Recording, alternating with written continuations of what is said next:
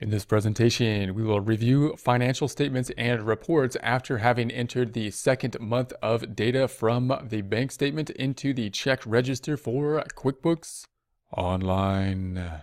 Here is for more accounting information and accounting courses, visit our website at accountinginstruction.info. Our guitar lessons and equipment file, we're going to be running reports at this time. Before we do, let's see what we've done so far. We've entered the data for the second month from this bank statement. So this is the second month bank statement. We did the same for the first month. This is now the second month of information, and we've entered this data directly into the check register, basically as easily as possible that we could, just going right to the check register, entering this information. Now let's see what's generated by the system that we can then use for our purposes for analysis, for our own decision making, and hopefully for help us with year-end stuff like tax preparation.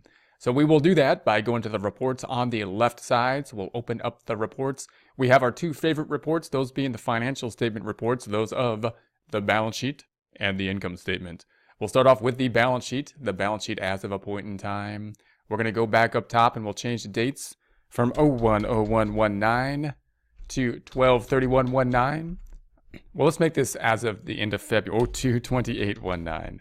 So January through February, those are the 2 months that we have entered. Note that the range here is important, not from this report, not to report the end numbers, but when we do the zooming in on those numbers to see the detail. So in other words, if you just want to see February's detail, when you go into the quick zoom feature, you then want to change the date just to February. So let's check that out. We'll run this report. Note up here, all that matters is the end date. The end date, if the end date is what it is, and that means the report will look the same no matter what the end date is. Doesn't matter what the beginning date is. However, if we go into the detail, such as clicking on the checking account, then it will give us the detail for a range, January through February. And then we see all the detail for January and February. It's overwhelming in the cash register because there's a lot of stuff going on. So we've got it by order by January and February. This is where we'll have the most detail, of course, with the checking account. We have our deposits, and then we have the checks going out. If we want to change any of this information, then of course we just select that item and we can change it from there. We'll go into the data screen. This being a check, we're not going to go back to the check register in this format. It's not going to jump, in other words, to the check register. It's going to jump to the form that QuickBooks used as we entered the data in the check register. In this case, the check, we can change the account down here to telephone to whatever we think it should be if it needs to change. Going back up top, we're going to X out of this.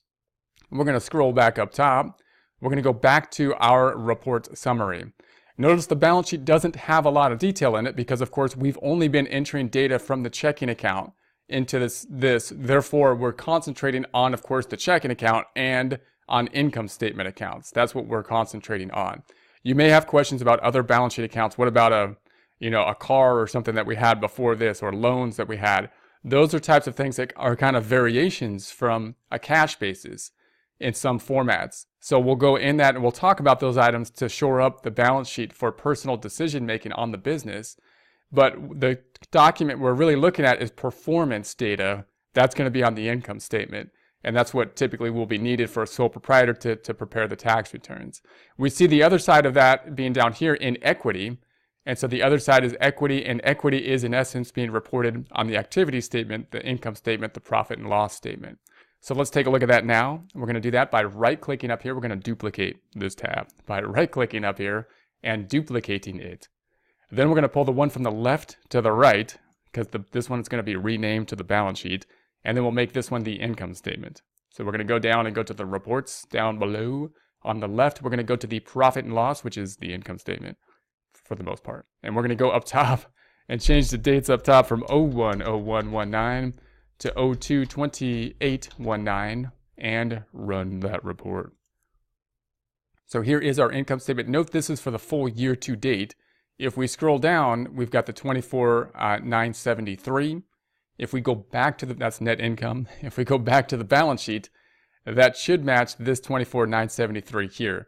It always will if it's not. Just refresh the report and it should happen. If it still is not, then that's because the balance sheet is assuming a date range. The balance sheet is often assuming, no matter what, that this net income is for the year-to-date number. And so if you're running a report for kind of a strange date range over here, say you ran this report for 1 month or something like that, then it may not tie out, but it will tie out for the year-to-date numbers. So just be aware of that if it's something that becomes confusing. Also note that if you're doing this problem with us and your numbers are different on either the balance sheet or this profit and loss, then it could be that you didn't put in some errors that we purposely put in so we can find them when we do the reconciliation, or that you have some other problem. To check the other problems, one main problem is a date problem. You can check that by changing the date up top. Change this to a later date, because when you input the information into the system, it probably chose the date today, which is later than this problem. So therefore, you can change this date to later, see if any of these numbers change, then go back in there, and then you can change the date. Obviously, we can go back in there by selecting the accounts. We'll select this undeposited or uncategorized. If you select this item, it'll give you the detail. So here's the detail, here's the checks, here's the names, here's the other account, or here's the account, and here's the other account, the checking account that's affected. There's always two accounts that will be affected. Running balance on the right side. So here's the running balance. If you use this little hamburger, they call it a hamburger, I think, then you can see the full screen. So that could be useful as well. And so here's our totals down here. I always have this open unless I need this real estate. So I typically don't close it too often. So if we go back up, then we're going to go back to our report. If we want to see that detail just for the month of February, then we can change our date up top and change this to February 1st and run that report. And there's our information for February. So there's our profit and loss for February. And we could do that same thing looking at a particular account. Let's look at office supplies. And we see the detail just for February. If we go back up top, back to our report, note the net income now is $3,770. If we go back to the balance sheet up top, and let's change the dates up top for this to be just February, and say this is 2/1.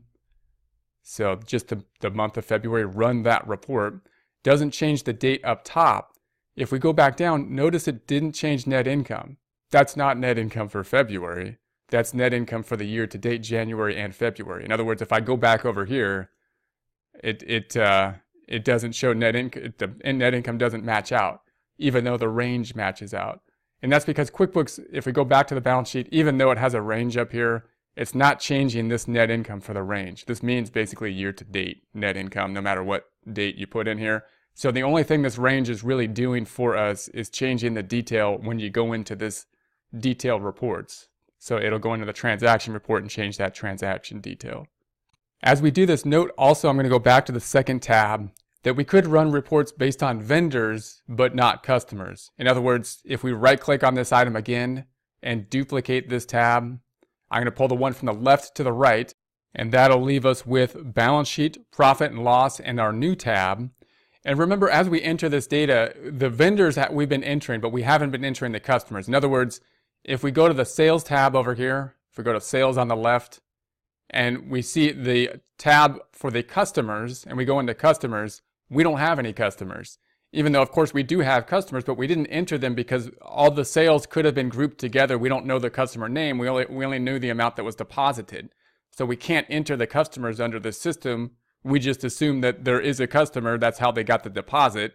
And therefore, all sales are from a customer. So we don't have the customer detail under this system. And that's one of the drawbacks, of course, of this system. Of course, the client will have the customer details, or we'll have the customer details in some other way, or contact information, but we're not entering them into our system because we're taking it straight from the deposits, and the deposits could be grouped together with multiple different customers.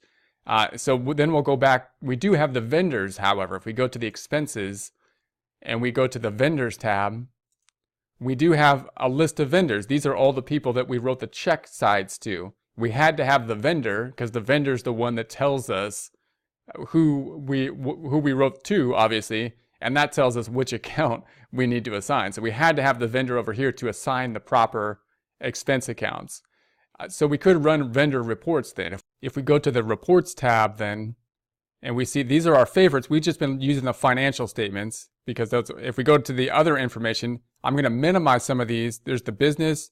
This is who owes you money, accounts receivable. We don't have that because we're not entering invoices or anything. We're just entering deposits when they happen.